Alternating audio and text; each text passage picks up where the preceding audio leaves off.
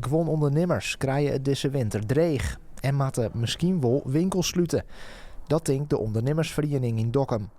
Deze week werd bekend dat Lotus Lingerie in de Heegstritte de dwarren sluit. Nog geen orenlier na de opening. Sinds de laatste maanden merk je toch dat mensen minder te besteden hebben. En dan heb je toch luxe lingerie en de nachtmode. Ja, daar wordt toch eerder op bezuinigd.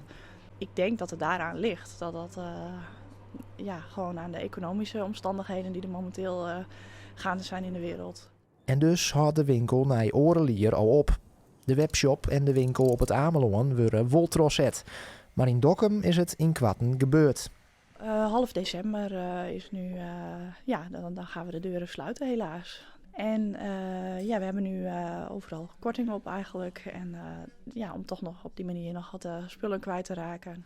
Nevens de ondernemersvereniging is het verhaal van Lotus Lingerie ontnota een uitzondering. Maar de komende maanden zullen samaris meer winkels in het probleem komen kennen.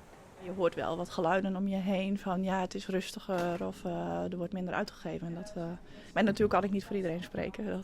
Het zou sommige winkels misschien ook juist heel goed gaan.